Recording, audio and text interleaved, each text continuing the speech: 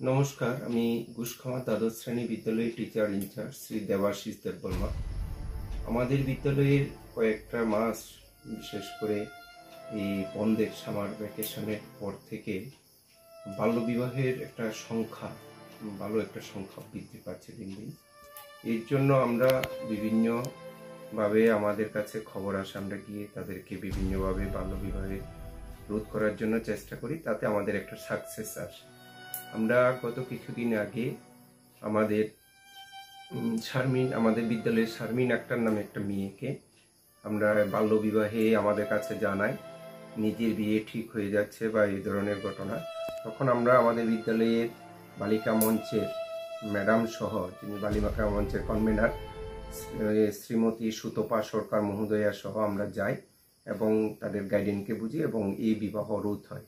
এবং গতকালকের একটা মেয়ে তার বিভিন্ন রকমভাবে একটা ছেলের সঙ্গে বিভিন্নভাবে সম্পর্কে জড়িয়ে পড়ে।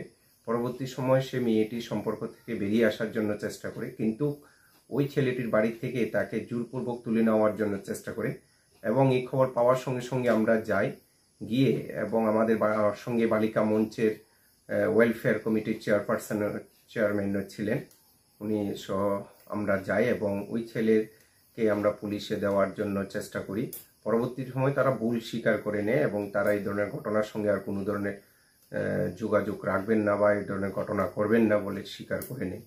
এবং আমরা দেখি আমাদের বিদ্যালয়ে অনেকগুলি চাইল্ড ম্যারেজ হচ্ছে, এগুলি রোধ করার জন্য আমরা বিভিন্ন উদ্যোগ গ্রহণ করছি।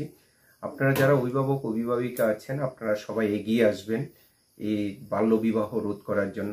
এছাড়া অনেক সংখ্যায় ড্রপ আউট, যেমন 2022 সালে আমাদের ড্রপ আউট আমরা স্কুলে নিয়ে এসেছি 42 জন, বিশেষ করে জনজাতি বিল মুন্ডাদের মধ্যে থেকে।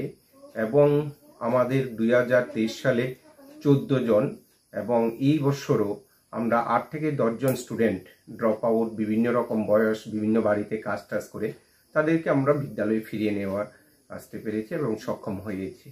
এভাবে আমরা আমাদের কর্মযজ্ঞ চালিয়ে যাচ্ছি।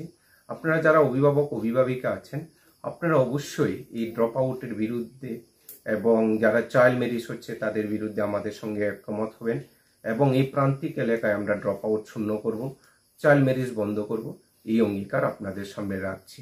এছাড়াও আপনারা জেনে খুশি হবেন, গুসখামা দ্বাদশ শ্রেণী বিদ্যালয়ে মধ্যপ্রদেশে একটা ওয়েট লিফটিং কম্পিটিশন হয়েছে।